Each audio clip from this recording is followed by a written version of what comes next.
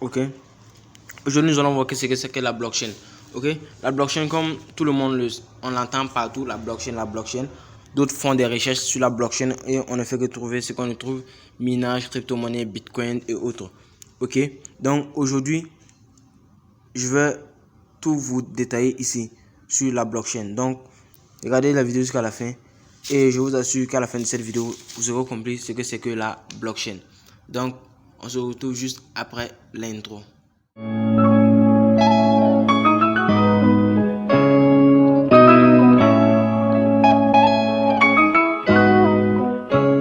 C'est que la blockchain, on doit commencer au tout début. Ok?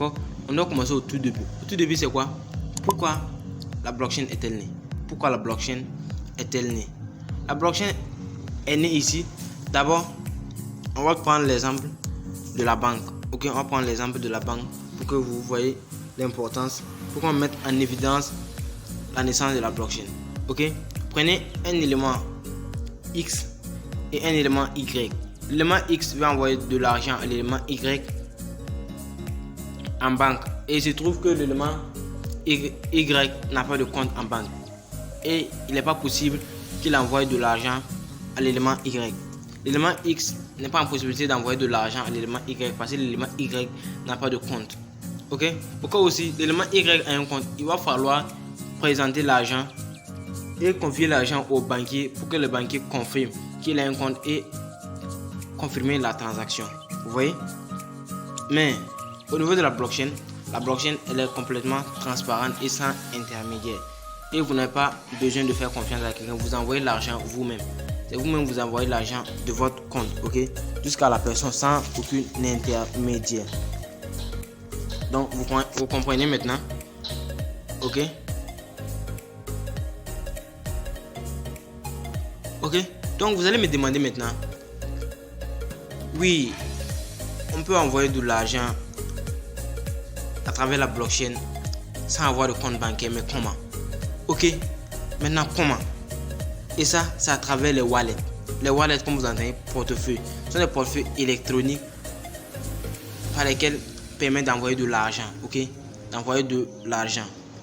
Et la blockchain, c'est pas juste pour envoyer de l'argent, on peut aussi envoyer des actions, signer des contrats sur la blockchain, ok, et envoyer de l'argent aussi. Donc vous voyez, il y a plusieurs possibilités sur la blockchain. Voilà. Mais vous allez me dire, ben, PayPal le fait déjà, ou bien Payer le fait déjà, mais c'est tout différent. C'est tout différent, je dis bien. Avec Payer ou PayPal, Payer voit votre compte, Payer à votre compte, il regarde votre compte à tout moment, peut bloquer votre compte à tout moment. Ok, PayPal, même chose, peut bloquer votre compte à tout moment. Ok, donc vous voyez les inconvénients. Donc ce n'est pas la même chose. Alors que sur la blockchain, personne ne peut bloquer votre compte ni arrêter vos paiements. Net que le paiement est fait, il est fait et en un mois de temps. Et à la banque, ils vont prendre du temps pour analyser le compte d'où l'argent vient pour pouvoir le déposer sur le compte de la personne. Donc vous voyez un peu ce que ça fait. Ok. Donc le deuxième point, qui a créé la blockchain. Ok. D'abord, la blockchain, il n'a pas été créé par le soi-disant personnage, le pseudonyme qu'on a fié à la personne. On dit qu'il a été créé par Satoshi Nakamoto, mais non, il a été créé depuis 1995, ok. Et c'est juste le travail de Satoshi Nakamoto qui a fait de lui le fondateur. Il est, par exemple, le père fondateur, ok. Donc c'est le travail qu'il a fait sur la blockchain qui a fait qu'il a été remarqué. Et Satoshi Nakamoto, c'est juste un pseudonyme. En réalité, on ne connaît même pas Satoshi Nakamoto. On ne sait pas si c'est vraiment lui ou pas. Voilà, donc il y a toujours des recherches dessus pour savoir qui a créé en réalité le Bitcoin et la blockchain. Ok, qui a créé le Bitcoin et la blockchain. Ok, et le troisième point, ça ressemble à quoi la blockchain? En réalité, vous vous demandez à quoi ça ressemble la blockchain. En réalité, la blockchain, c'est comme un grand livre. En réalité, c'est un grand livre sur lequel est enregistrer les différentes transactions d'une crypto-monnaie. Ok, c'est un grand livre sur lequel est enregistré toutes les transactions. C'est comme une base de données. Ok, c'est comme une base de données où on peut retrouver toutes les transactions. C'est comme une banque qui est un grand livre où toutes les données des utilisateurs, les transactions, les retraits des utilisateurs sont enregistrés. Vous voyez, sont enregistrés.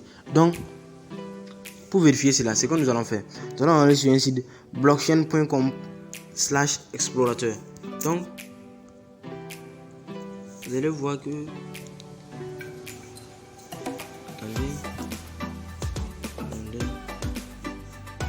blockchain.com.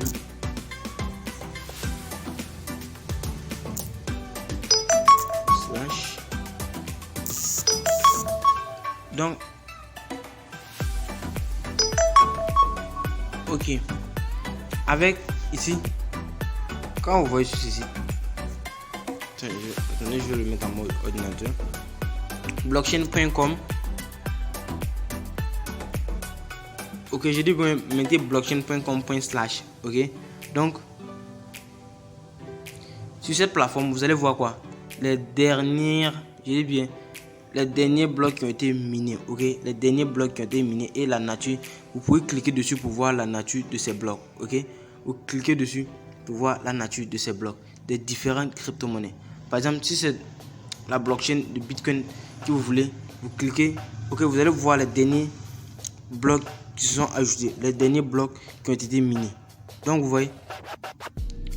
voyez, c'est ce qui est là. Ouais, tout ça sont les blocs qui ont été minés. Ce sont les blocs qui sont là toujours minés. Oui. Oui. Et comment ils arrivent à faire cela? Ils font cela grâce à des mineurs. Ok, grâce à des mineurs. Les mineurs, c'est quoi? C'est ce qu'on appelle couramment.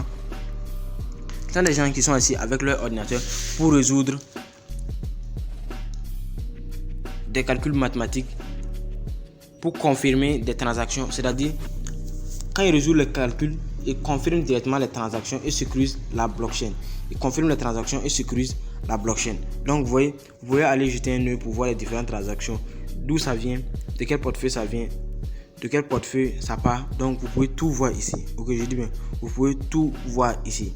Donc n'hésitez pas à aller jeter un œil dessus pour voir, car bon, vous allez un peu mieux comprendre. Ah, c'est important. Ok, vous allez un peu mieux comprendre. Maintenant, ce qu'on va voir maintenant, comment fonctionne la blockchain. Maintenant, comment fonctionne la blockchain? Prenons tout simplement l'élément X qui va envoyer de la crypto-monnaie à l'élément Y. Ok. D'abord, il va d'abord envoyer grâce à une adresse. Donc, allez-y voir dans les mots lexicaux, vous allez voir ce qui veut dire adresse. Donc, grâce à une adresse, l'adresse, ce qui va faire, transaction sera inscrite dans le registre des transactions de la blockchain. D'abord, en un, la transaction sera inscrite dans le registre des transactions de la blockchain. Ok. Donc, quand il va envoyer, ça va aller se mélanger aux transactions en attente. Vous voyez, aux transactions en attente. Et ensuite, quand il va se mélanger aux transactions en attente, il sera ajouté à la liste des transactions connectées et regroupé dans un seul bloc. Donc, c'est-à-dire c'est par groupe. Donc, par exemple, si c'est de 1 à 10 qui est en attente, donc quand ça passe en même temps, de 1 à 10 passe en même temps. Donc, vous voyez, la deuxième, ça sera confirmé. Donc, ça sera confirmé. Le troisième, la transaction sera validée par les mineurs que j'appelle couramment mineurs. Quand ça sera validé par le mineur net, une bloc sera créé. C'est cette bloc qui va aller s'ajouter aux autres blocs, d'où vient le nom de blockchain. Donc, c'est plusieurs blockchains qui s'associent pour donner la blockchain. Donc, vous voyez, plusieurs blockchains qui s'associent pour donner la blockchain. Maintenant, quant au cinquième point, quelle est la différence entre la blockchain et le Bitcoin? En réalité, la différence entre la blockchain et le Bitcoin, c'est que la blockchain, c'est tout un ensemble.